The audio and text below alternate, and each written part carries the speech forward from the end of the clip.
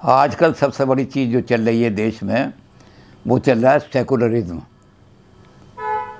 Secularism का सही अर्थ लोग जानते नहीं, और अपोज जो आदमी उनका विरोधी है उसको गाली देने के लिए सेकुलर का शब्द इस्तेमाल कर देते हैं। ये सेकुलर नहीं है, बस ये गाली हो गई तो सेकुलर नहीं है। तो यहाँ सेकुलरिज्म के एक बहुत बड़े विचारक, हिंदुस्तान टाइम्स के पुराने एडिटर,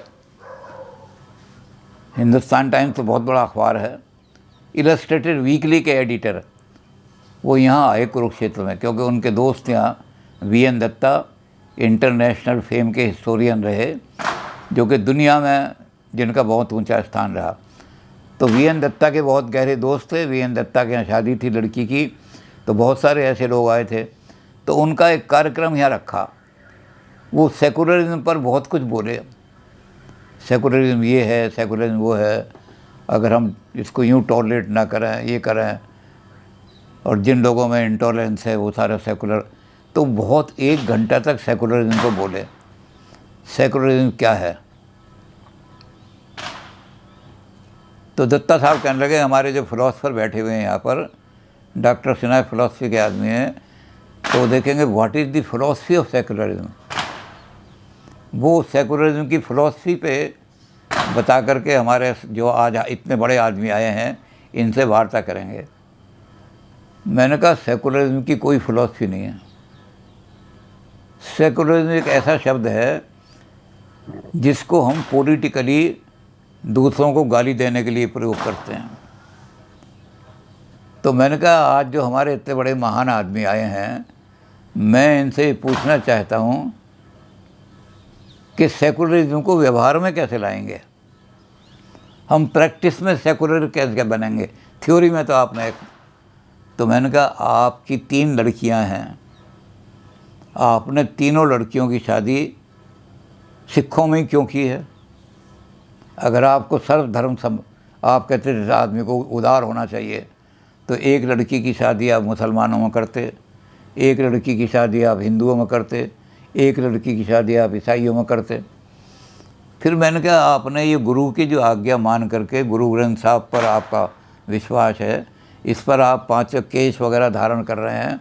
आप जब सब धर्मों को समान समझते हैं तो आप सिर पर तो केश धारण कर लें, सिखिज्म को मान लिया, दाढ़ी आप मुसलमानों जैसी रख लें, और ये जो यहाँ की शेव है, ये शेव हिंदुओं की तरह से करा लें।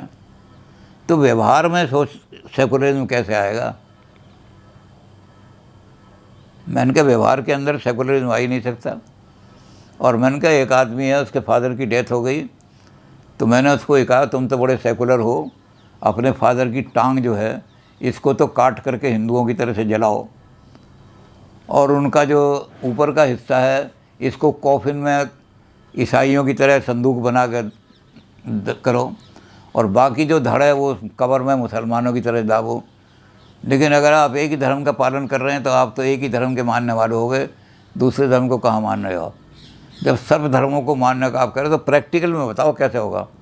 तो एकदम गर्म हो गए, कहने I don't want to listen nonsense, ये नॉनसेंस मैं सुनना नहीं चाहता जैसे आप। तो मैंने कहा जी मैं भी यही कहना आया हूँ कि secularism is a great nonsense, मैं भी ये सुनना नहीं चाहता, इसलिए मैं भी अब जा रहा हूँ यहाँ से उठा करके। तो हमारे वीएन दत्ता कहने लगे नहीं भैया आप फिलॉसफी के आदमी हैं, आपके टॉलरेंस होनी चाहिए, इनकी बात सुन ली आपने। तो सुन करके क्या कुछ भी इन्होंने कहा सुन। मैंने कहा नहीं जी वो नॉनसेंस कह रहे हैं ना, तो मैं भी यही कह रहा हूँ कि सेकुलरिज्म इज़ नॉनसेंस। इन्होंने थ्योरी में कहा, मैं प्रैक्टिकल में पूछ रहा हूँ कि सेकुलरिज्म क्या है। तो खैर वो दोनों ने नॉनसेंस कह करके बात ख़त्म कर दी।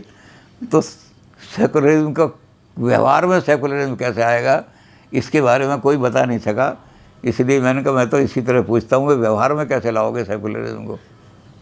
एक और प्रगतिवादी आदमी, वो भी बड़े सेकुलरिस्ट और प्रगतिवाद अपने आप को कहते थे, बड़े उच्च कोटि के कवि हैं, और वो प्रगतिवादी दृष्टिकोण है उनका।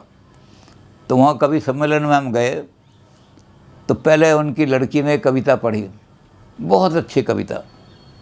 हमने कहा आपकी लड़की तो बहुत अच्छी कविता लिखती है, तो बहुत अच्छे आपका स्थान ले सकती है। तो उन्होंने कहा कि मैं ये चाहता हूँ कि इसकी शादी कहीं ऐसी जगह करूँ कि इसका जो शौक़ है या इसकी जो प्रतिभा है इसको दबाए नहीं, वो इसी तरह का आदमी हो। तो पहले एक लड़का पढ़ कर के मंच से गया था। मैंने कहा ये लड़का जो अभी गया है ये बड़ा अच्छा कविता पढ़ के गया है, इसे देख लो शादी के लिए। कहने लगी तो मेरा भांजा है। मैंने कहा भांजा? मैंने कहा ये तो मनु ने लिखा है कि ये वर्जित है, शादियाँ नहीं हो सकती। मुसलमानों में तो कर लेते भांजे, मुसलमानों में तो कैसी सकती नहीं। तो आप मनुवादी हैं क्या? भांजे के साथ शादी नहीं कर सकते अपनी लड़की की, तो मनु कहता है कि ये वर्जित। कहने नहीं, हम तो अपनी संस्कृति को मानते हैं। हमने कहा फिर आप संस्कृति को मानते हो, प्रगतिवादी काहे के हुए? आप तो मनुवादी हो गए।